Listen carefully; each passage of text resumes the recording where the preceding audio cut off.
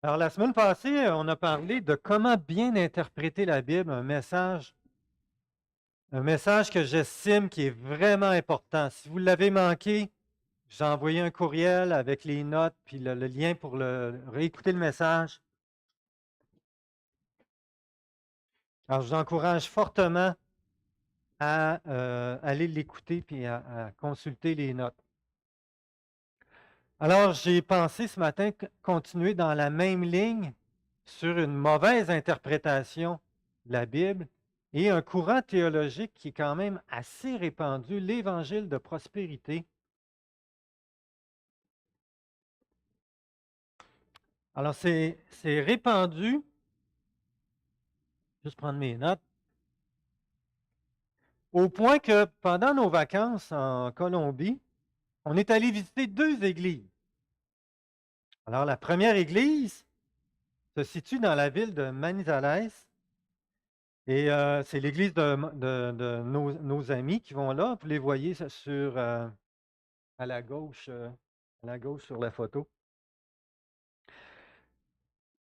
Alors, mon ami m'expliquait quand il est arrivé dans cette ville-là, puis qu'il s'est cherché une église, il a appris qu'il y avait c'est une ville de 400 000 habitants, quand même une grande ville. Et il y a une centaine d'églises évangéliques dans la ville. Mais il en a trouvé une seule qui prêchait le salut par la grâce seulement et qui n'avait pas adopté l'évangile de la prospérité. Une sur 100. Le pasteur lui-même était auparavant un pasteur qui prêchait l'évangile de prospérité. Sauf que ça n'a pas marché pour lui. Il a eu des difficultés financières. Alors, il se remettait en question. Et il y a des missionnaires américains baptistes qui sont allés pour aider une église. Ils ont fait le tour des églises, puis ils n'en ont pas trouvé une qui était de leur conviction. Alors, ils ont décidé d'établir une église fondée sur la grâce. Et quand ils ont rencontré le pasteur, ils lui ont annoncé l'évangile de la grâce. Il s'est repenti, il s'est converti à Jésus-Christ. Et quelques années plus, il s'est joint à l'Église, évidemment, et quelques années plus tard, il est devenu le pasteur de cette nouvelle Église. Alors, c'est une Église qui a été fondée il y a une dizaine d'années. L'Église se nomme Iglesia Biblica Gracia Verdadera, ce qui se traduit Église biblique de la véritable grâce. Alors, ils ont choisi le nom en fonction du contexte dans lequel il était. Alors, vous voyez ici une photo de toute l'Église. Nos amis, là, ils sont dans le fond, là, juste ici, là, Stéphane et Camille sont là. Beau monde, hein? Gloire à Dieu. Un beau groupe. Oui, c'est une église à peu près sensiblement de la même grosseur que la nôtre. La deuxième église qu'on a été, c'est à Cartagena, une implantation d'une église américaine de Calvary Chapel. Alors, il y en a une église Calvary Chapel ici à Montréal. Le jeune pasteur est un Américain qui a marié une Colombienne. Et alors vous voyez ici une photo de la congrégation. C'est une église qui est quand même assez récente, qui a déjà un beau rassemblement. Ils font déjà deux cultes, à 9 h à 11 h, puis les deux cultes sont pleins. Alors ici, ils devaient prier pour une mise à part du pasteur, genre. Hey, ils font les baptêmes dans la mer. L'eau à 85, 90, toi. Hein? On sent-tu pas un appel quelque part pour aller là? Mais j'ai dit au Seigneur que j'aimais trop la neige. Il faisait trop chaud là-bas. Il fait 35-36 degrés dans le jour. Oublie ça. Là, me perdre bien raide. Non, j'aime trop la neige. Aujourd'hui, moi, je suis heureux. Une belle journée comme ça. Là. Ouais. Alors, donc, je disais, dans sa prédication, le pasteur, il a dénoncé l'évangile de prospérité, puis il a prêché le vrai évangile. Et après, on a eu une conversation privée avec lui, puis il a confirmé que l'évangile de prospérité était le problème numéro un en Colombie. À vrai dire, c'est un faux évangile qui s'est répandu dans le monde entier à partir des États-Unis. Alors, j'ai lu dans un article, dont j'ai mis le lien ici, puis il est disponible dans les notes, que dans un sondage réalisé en 2006 auprès des chrétiens évangéliques, 17% déclaraient appartenir au mouvement de prospérité. 17%. Beaucoup, là. 61% pensaient que Dieu voulait que les gens prospèrent. 31% affirmaient que donner plus à l'Église permettait d'être béni financièrement. L'article continue en disant que l'Évangile de la prospérité transcende les barrières confessionnelles, mais touche davantage les milieux charismatiques et pentecôtistes, et le courant dit parole de foi. Je vais l'expliquer tantôt. Alors, ça faisait longtemps que je souhaitais aborder cette question-là, et l'occasion s'est présentée, je l'ai prise. Qu'est-ce que l'Évangile de prospérité? Est-ce que c'est présent au Québec? Et en quoi est-ce différent du vrai Évangile? L'Évangile de prospérité, ce n'est pas juste une mauvaise interprétation de la Bible. C'est une idée qui est prise à partir de certains passages et qui est extrapolée, c'est-à-dire qui est poussée très loin et qui est appliquée à l'ensemble de la Bible. Un peu comme ce que je vous disais de la théologie la nouvelle théologie des idoles. C'est une idée qui est prise de la Bible, qui est poussée, qui est imposée à l'ensemble de la Bible. Alors, la théologie de la prospérité, c'est un peu ça. Mais on utilise beaucoup de passages hors contexte, mal interprétés, etc. Alors, qu'est-ce que la théologie de la prospérité?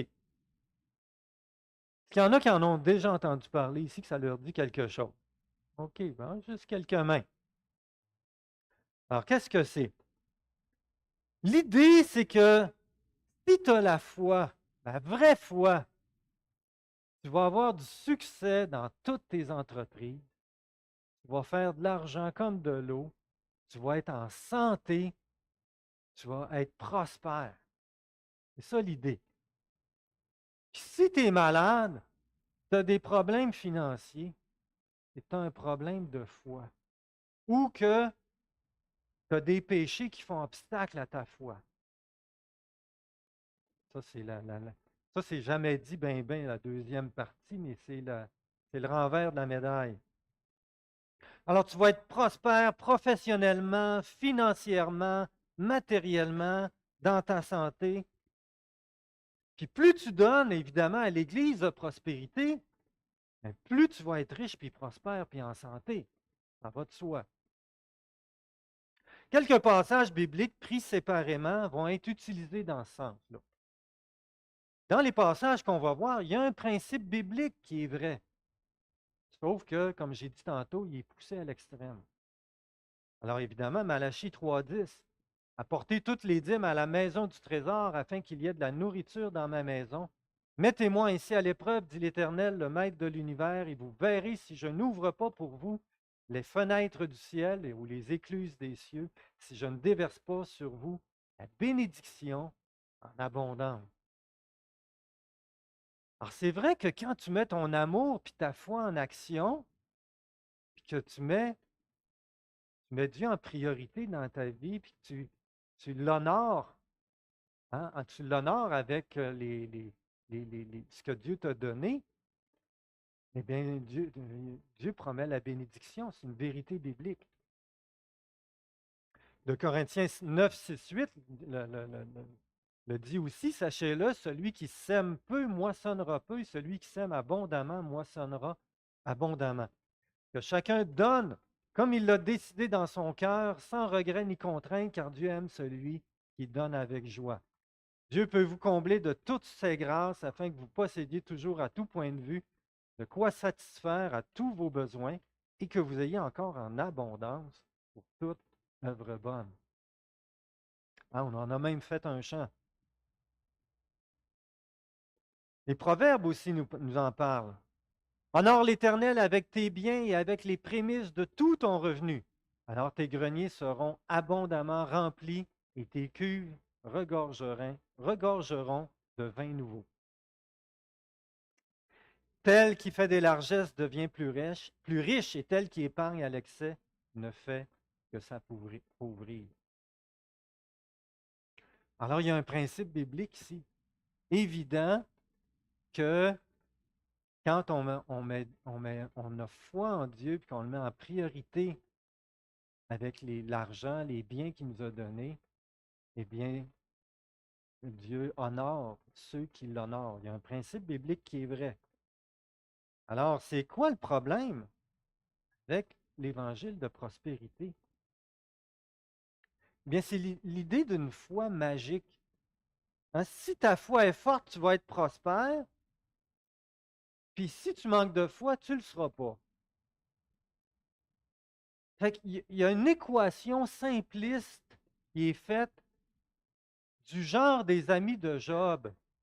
Qui ont dit, ben voyons donc, Job, tu as plein de malheurs dans ta vie, c'est que tu as péché. C'est évident. Alors repens-toi, puis Dieu va te bénir à nouveau. Alors c'est une équation qui est simpliste et qui est faite comme un peu les amis de Job l'ont fait. Alors, en conséquence, qui adhère aux églises de la prospérité? Bien, ceux qui sont prospères. Parce que ceux qui ne sont pas, hein, ceux qui sont malades, qui ont des problèmes de santé ou qui sont pauvres, eh bien, ils vont être taxés de tu as des péchés dans ta vie ou tu manques de foi. Et ils ne resteront pas. Donc, c'est des gens qui sont prospères. Et ça fait bien l'affaire de ces mouvements-là, parce qu'ils profitent, eux, de la prospérité de ceux qui sont là. La foi magique. Dieu veut le meilleur pour toi. Il n'est jamais dit que le meilleur pour toi pourrait être l'épreuve, comme Jacques le dit, considérons comme un sujet de joie complète les diverses épreuves. C'est jamais dit. Mis sous silence. La persécution ou la croix. On répète que Dieu a promis que si tu respectes les commandements, tu vas être prospère, en santé et heureux. C'est vrai que la Bible, elle mentionne que si tu honores Dieu, Dieu va te bénir. Mais il y a aussi de très nombreux passages où les enfants de Dieu subissent la honte, la douleur, le mépris, la faim, la persécution, la mort.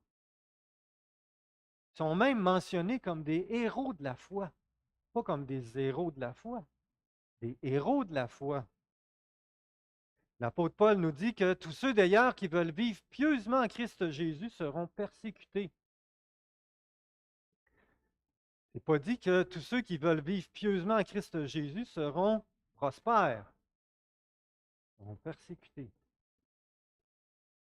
Troisièmement, la foi fait intervenir la puissance de Dieu.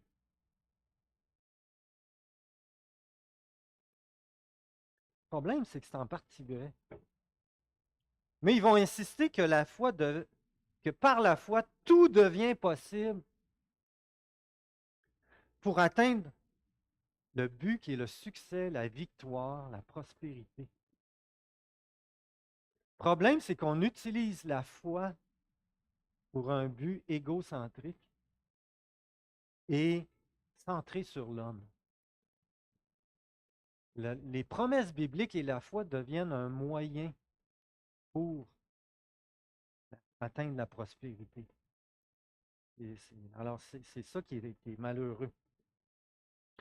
Alors, en s'appuyant sur les promesses de Dieu, si tu as la foi, Dieu ne peut rien nous refuser. On peut même visualiser pour provoquer la réalisation. Alors, c'est très individualiste, très égocentrique. Hein, on réduit la souveraineté de Dieu à quasiment que Dieu n'a plus le choix. Là, il est comme obligé de la foi puis que tu es convaincu. Là. Alors, la vérité, c'est que les croyants doivent se soumettre à la volonté de Dieu, même si ça ne fait pas notre affaire. Même si ça s'oppose à nos désirs, nos valeurs, nos passions, nos envies. Quatrièmement, les paroles ont un pouvoir. Les paroles, ça c'est le mouvement parole de foi. Alors on dit que comme Dieu a créé à partir de sa parole, mais puisqu'il nous a fait en Jésus-Christ fils de Dieu, on a le même pouvoir et que ce qu'on déclare par la foi va arriver, va se produire. C'est quelque chose, ça. Alors, il faut proclamer des paroles de foi et de victoire. C'est une forme de pensée positive. Or, dans la Bible, la foi est au service d'abord de Dieu, pour le glorifier par notre confiance, notre dépendance à sa volonté. Pas pour que être au service de nos désirs et de notre prospérité. Alors, Jacques, il condamne les motivations égocentriques. Vous demandez, vous ne recevez pas parce que vous demandez mal afin de tout dépenser pour vos passions. Adultère, ne savez-vous pas que l'amour du monde est inimitié contre Dieu? Comme c'est clair, je lisais Pierre ce matin. Tu ne peux pas lire un Pierre et croire à l'évangile de prospérité. Non, il parle de la souffrance, des chrétiens qui souffrent tout le long. Jésus lui-même a prié, non pas ce que je veux, mais ce que tu veux. Il est allé à la croix. Il a eu un ministère de 3 ans ici-bas.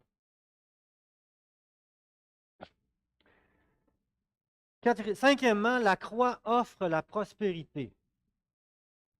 Alors, on enseigne que Jésus veut te donner la vie abondante et que ça inclut prospérité matérielle et la santé et le succès dans toutes tes entreprises. Alors, de quoi Jésus nous sauve réellement? De l'échec et de la pauvreté? Ou de l'enfer, de la mort et du péché? Ça n'enlève pas que quand on honore Dieu, il nous bénit. Mais là, on met l'emphase tellement là-dessus que c'est disproportionné. Alors, il est facile avec un évangile de prospérité d'avoir des gens qui se convertissent pour vouloir pour devenir prospères. Et ils voient Dieu, puis les promesses de Dieu, puis la foi comme un moyen d'accomplir, de réaliser leur vie. C'est pas ça l'Évangile. C'est pas ça. Sixièmement, un fort accent sur la santé, la richesse et le succès, évidemment. Alors, la foi considère que la guérison a déjà eu lieu. Que si le chrétien obéit à Dieu, bien Dieu, il n'a pas le choix de répondre. Et Dieu, il va être béni financièrement dans ses entreprises et dans sa santé. Imaginez quand ça ne se produit pas, la culpabilité que ça occasionne, la culpabilité puis la torture. Ah, j'ai pas de foi, je manque de foi. Si j'avais la foi, ça arriverait. Hein? Ou d'avoir un péché, puis là, il cherche un péché dans sa vie qui fait obstacle à la réponse à sa prière. C'est correct de demander à Dieu, y a-t-il un péché qui fait obstacle à ma prière? C'est correct de dire, ben, est-ce que je manque de foi? Confesser son manque de foi devant le Seigneur. Mais il y a une marge de croire que Dieu doit répondre, puis qu'il va répondre. Il y a une marge. C'est comme si on inversait la souveraineté. Dieu est souverain. Et il a le dernier mot pour que sa volonté s'accomplisse. Et non pas, et non pas que ce n'est pas l'homme qui est souverain et que Dieu n'a pas le choix d'exaucer. Alors, on utilise à toutes les sauces le verset Je peux tout par celui qui me fortifie. Or, dans son contexte, ce verset parle de contentement dans la disette. Que Dieu, hein, qu'il est. Alors, il est facile de tomber dans la pensée que je sers Dieu à condition qu'il honore ma foi et mon service. Écoutez, Satan, il a tenté Jésus exactement de la même façon. Hein, Satan, il a dit à Jésus, je te donnerai tout, hein, la gloire de ce monde, les richesses de ce monde, si tu te prosternes pour m'adorer. Et Jésus lui dit, retire-toi, Satan. En effet, il est écrit, c'est le Seigneur ton Dieu que tu adoreras et c'est lui seul que tu serviras. Lui seul qui est souverain. Alors, c'est à se demander qui dans l'évangile de prospérité, qui sert véritablement. Finalement, la dîme ou l'offrande à Dieu, ben, l'idée, c'est que plus tu donnes, pardon, plus tu vas être béni matériellement et financièrement. Comme j'ai dit tantôt, on a vu les versets bibliques qui témoignent que quand on donne par amour, par foi et pour honorer Dieu, bien, il y a une promesse associée à ça, puis Dieu est fidèle à ses promesses. Mais ici, c'est facile de tomber dans le piège que tu donnes dans un intérêt financier pour être béni, et surtout dans l'intérêt financier de l'organisation et de ceux qui sont à la tête de l'organisation. Certains membres malades ou éprouvés financièrement peuvent même être tentés de donner davantage en pensant, en ayant l'attente qu'ils vont guérir ou être, ou être enrichis. Alors, c'est vrai que c'est vrai que Dieu récompense et bénit ceux qui lui sont fidèles, mais ce n'est pas nécessairement, pas obligatoire que ça soit ici-bas.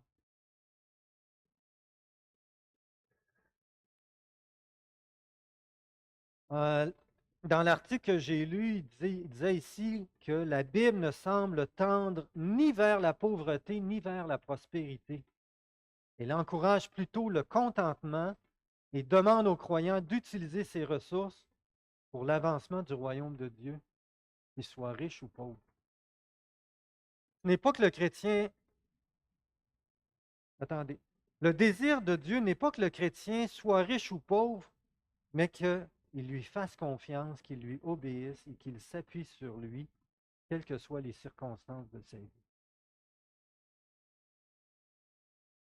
Alors, on a plein d'exemples dans la Bible où des chrétiens ou des hommes, des femmes de l'Ancien Testament ont été dans la richesse ou la pauvreté, dans l'épreuve ou le succès. Et dans l'un comme l'autre, ils étaient appelés à se confier en Dieu, mettre leur confiance en Dieu et non pas dans leur richesse. Qu'en est-il au Québec? Les tendances de l'Évangile de prospérité sont partout, hein, sur Internet, la littérature, les prédications. C'est plus fréquent dans certains milieux pentecôtistes. Parce que déjà, dans les milieux pentecôtistes, on met l'accent plus sur l'expérience. Donc, ça peut faciliter la tendance vers l'évangile de prospérité. Il y en a qui ne le sont pas beaucoup, il y en a qui le sont plus, il y en a qui le sont énormément. Alors, il y a une marge, hein, de un à l'autre. Alors, je vous mentionne ici quelques exemples. Je ne mentionne pas les noms. L'idée, c'est pas de ternir la réputation de quelqu'un. C'est juste de donner quelques exemples. Alors, par exemple, un livre qui s'intitule 45 conseils pour réaliser ta destinée. Un livre chrétien. Et dans la table des matières, on lit les items suivants. Je vis mon rêve. Comment réaliser quelque chose d'extraordinaire. Comment être heureux. 7 façons de gagner plus d'argent. 10 secrets pour avoir des promotions. Et au travers de ça, je suis sûr qu'il y a des principes bibliques qui sont apportés. Puis les principes bibliques sont bons. Mais c'est le focus sur lequel on l'apporte, qu'on le pousse, qui est la prospérité. Un autre livre Vivre ses rêves ou rêver sa vie, 21 secrets vers la réalisation de ses rêves les plus fous. Là encore, dans la table des matières, on lit que faut-il faire pour vivre ses rêves et saisir le maximum de la vie? Vos rêves sont à votre portée. Qu'arriverait-il si aujourd'hui vous commenciez à les réaliser? Dans le premier livre, je n'ai pas lu les livres en question, mais dans le premier livre, il y a un lecteur qui a fait le commentaire suivant. Il a dit, ce livre vous explique qu'il faut faire attention à son apparence et montrer son aisance matérielle pour attirer les amis, le réseau et réussir. Très capitaliste et superficiel. C'est des idées qui sont promues dans le monde. Hein, les idées de positivisme, de motivation, de réussite sociale, et qui sont reprises à partir de principes bibliques, mais poussés dans un but égocentrique. J'ai pris un autre livre d'une auteure qui est très connue, une Américaine, et je commençais à le lire. Et au travers de positions très de prospérité, j'ai trouvé des bonnes idées. Je me disais, oh, ça c'est intéressant. Oh, ça, je retiens ça. Ça, c'est bon. Alors, ça ne veut pas dire que dans ces auteurs-là, ces prédicateurs-là, qu'il n'y a rien de bon. Les principes bibliques, ça demeure des principes bibliques qui sont bons. Mais c'est de la façon qu'ils sont apportés qu'il faut reconnaître. Hein, il faut reconnaître l'évangile de prospérité et en quoi l'évangile de prospérité diffère du vrai évangile. Alors, l'évangile de Jésus-Christ est d'abord centré sur la gloire de Dieu. Sur la gloire de Dieu. Il n'est pas centré sur l'homme, mais sur Dieu. Alors, un jour, l'homme va être glorifié, mais ça va être dans ce qui nous est promis, c'est dans l'éternité. Ça va être parce qu'on va être transformé avec Jésus-Christ. Alors, si on prend l'exemple dans le Nouveau Testament, Étienne et Jacques, le frère de Jean, l'apôtre Jacques, ben, ils sont morts martyrs. Et tous ceux qui les ont imités, qui ont préféré la mort plutôt que de renier leur maître, ben, ils n'ont pas connu le succès et la prospérité, hein. Pourtant, Dieu les honore comme des héros de la foi. Dans Hébreux 11, on lit ceci, ils furent lapidés, mis à l'épreuve, sciés, tués par l'épée. Ils allèrent ça et là, vêtus de peau de brebis et de peau de chèvre, dénués de tout. Bon, ça prospère bien, ça. Opprimés, maltraités, eux dont le monde n'était pas digne, errant dans les déserts, les montagnes, les cavernes et les antres de la terre. Selon les tenants de l'évangile de prospérité, il n'y avait pas une grande foi, ces gens-là. Pourtant, la Bible nous les présente comme des héros de la foi. C'est drôle, hein, mais cet évangile-là ne prospère pas bien dans les pays musulmans. Ça marche bien dans les pays où il y a de la liberté religieuse, mais où il y a des persécutions, ça ne marche pas bien. C'est curieux de. OK, arrête là. Centré sur la repentance. Il y a une repentance particulièrement face aux richesses et la prospérité. Hein, il y a un pasteur qui disait que tant que le portefeuille ne s'est pas converti, ce n'est pas une vraie conversion. Je la répète, tant que le portefeuille ne s'est pas converti, ce n'est pas une vraie conversion. Mais là, on utilise un principe biblique pour faire croire, pour créer une illusion, puis faire croire que c'est la recette magique pour réussir sa vie ici-bas. C'est ça qui est grave. Jésus dit, personne ne peut servir 2 maîtres, car ou il détestera le premier et aimera le second, ou il s'attachera au premier et méprisera le second. Vous ne pouvez pas servir Dieu et l'argent, ou Mammon, le Dieu de l'argent. Combien de fois la Bible nous avertit des dangers de s'attacher aux biens matériels, à la richesse, à la prospérité. Le proverbe, ça dit ne me donne ni pauvreté, ni richesse. Merci. Proverbe 30, verset 7. C'est pas Salomon qui l'a écrit ce verset-là, ouais, c'est ça. Alors, le Seigneur, il n'est pas à notre service pour qu'on soit riche et prospère. Pour Paul, rêver de richesse, de succès et de prospérité n'a jamais été un objectif de vie. Paul vivait, il avait appris à vivre dans le contentement. Il dit, j'ai appris à me contenter de l'état où je me trouve. Je sais vivre dans l'humiliation et je sais vivre dans l'abondance. Selon l'évangile de prospérité, tu es dans l'humiliation, ah ben tu as péché ou tu manques de foi. Repens-toi, mets ta foi en Dieu, puis là tu vas être béni. Paul ne dit pas ça important. Pas ça est important. C'est de rendre grâce à Dieu en toutes choses et d'honorer Dieu avec ce qu'il me donne. Puis Dieu, il est souverain, il va s'occuper du reste. Alors, l'objectif de l'Évangile, c'est la gloire de Dieu, c'est la repentance. Dans la repentance du cœur et du portefeuille.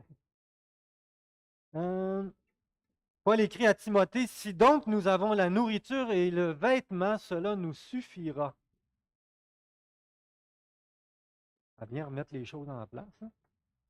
Hébreux 13,5, que votre conduite ne soit pas guidée par l'amour de l'argent. Contentez-vous de ce que vous avez. En effet, Dieu lui-même a dit, je ne te délaisserai pas et je ne t'abandonnerai pas. Alors, les premiers versets qu'on a vus, que quand on honore Dieu par nos biens, nos finances, bien, Dieu nous honore, nous bénit en retour. C'est des promesses qui sont vraies. Et ces versets-là viennent les mettre dans une juste perspective. Que c'est pas ça qui doit guider notre désir de donner, mais d'aimer Dieu et de l'honorer. C'est ce qui doit guider notre cœur. Et finalement, centré sur la réconciliation. Le but de l'Évangile, c'est pas soyez prospères, c'est soyez réconciliés avec Dieu. Pas de nouer avec le succès et la prospérité. Oui, c'est vrai que la croix apporte la paix. La croix apporte une certaine guérison. Vivre l'Évangile, ça nous prévient de bien des maux et des maladies que les non-chrétiens vivent, connaissent.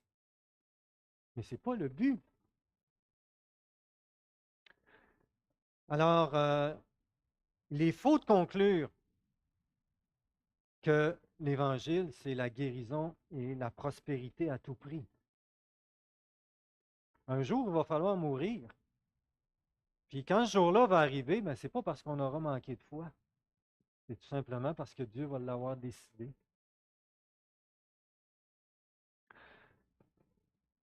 Alors, un des articles, l'article que je vous ai mentionné tantôt, il conclut ceci. Bien que communément rattaché au christianisme évangélique, la théologie de la prospérité comprend de nombreuses doctrines éloignées des vérités bibliques. Les erreurs de ses adeptes sont nombreuses. Passages mal interprétés, versets pris hors contexte, confusion dans les alliances et les promesses. Le problème, c'est que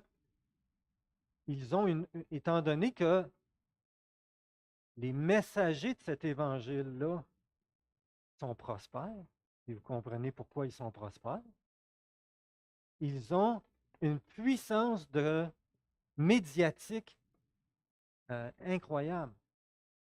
Hein, ils ont des émissions de télévision, ils ont des maisons de publication, ils publient énormément, ils sont partout. Alors, et qu'ils ont, et avec un évangile aussi séduisant, ils n'ont pas de difficulté à recruter des nouveaux adeptes, puis des adeptes qui sont prospères ou qui recherchent ça. Alors, c'est sûr que leur influence est partout et que ça peut même atteindre des chrétiens fidèles. Alors, soyons sur nos gardes afin de déceler les erreurs de l'évangile de la prospérité et de les dénoncer. En même temps, il faut être conscient que, comme je l'ai dit tantôt, il y a une marge. Il y en a qui le sont un petit peu, il y en a qui le sont beaucoup, il y en a qui le sont énormément. Alors, prenons attention de porter des jugements ou de ternir la réputation d'hommes et de femmes qui aiment véritablement le Seigneur. Mais sachons reconnaître les erreurs de l'évangile de prospérité et de nous en distancer. Alors, c'est triste qu'un faux évangile comme ça s'est répandu dans une multitude de pays. Hein, c'est très répandu en Amérique latine, en Afrique, c'est malheureusement très répandu. Mon ami me disait que les Colombiens ne veulent pas laisser paraître leur pauvreté. Hein, ils font tout pour ne pas paraître pauvres et avoir une image de prospérité. Alors, c'est sûr qu'un évangile comme ça, ils ont déjà une saveur culturelle qui les prédispose à adhérer à un tel évangile. Mais c'est un faux évangile. Alors, retenons ce matin à discerner le faux du vrai et à mettre Dieu à donner à Dieu l'honneur, la gloire et la priorité qui lui revient. Prions ensemble. Et Père, merci d'avoir permis qu'on entende le vrai évangile et qu'on ait pu se repentir réellement pour mettre notre foi en toi. Merci pour toutes les églises au Québec qui prêchent l'évangile de la grâce. Seigneur, on te remercie que ce faux évangile ne s'est pas répandu autant ici. Pardon, peut l'être dans d'autres pays. Et Père, on te demande de protéger nos cœurs, notre Église, de tomber d'accorder quelque crédibilité que ce soit à ce faux évangile. Donne-nous du discernement. Donne-nous aussi, Seigneur, de pas juger et de ne pas médire de ceux et celles qui ont une tendance à ce sujet. Seigneur, on te prie que ton évangile, l'évangile de Jésus-Christ, soit annoncé et publié à grandeur du Québec. Et Seigneur, suscite la vraie repentance, la vraie foi dans le cœur de tous ceux et celles qui vivent au Québec. On t'en prie au nom de Jésus. On aurait le temps pour quelques questions ou commentaires. Oui, déjà Fernand qui a levé la main.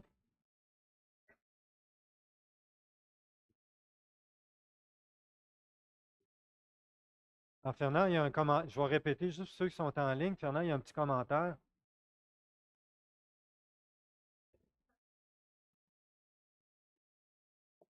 Il y a 4 pièges principaux de l'ennemi de notre âme.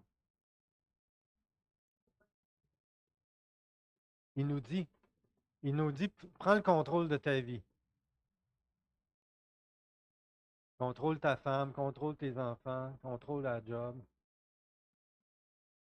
Deuxième piège, prends plaisir.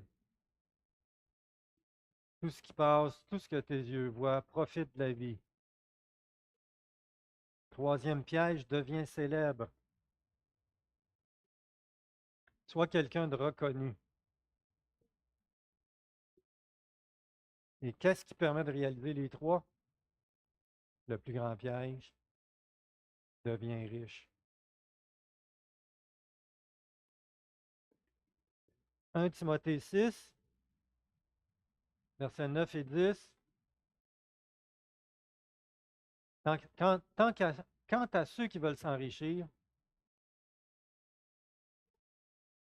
ils tombent dans la tentation, dans un piège, dans une foule de désirs stupides et nuisibles, plongent les hommes dans la ruine et provoquent leur perte.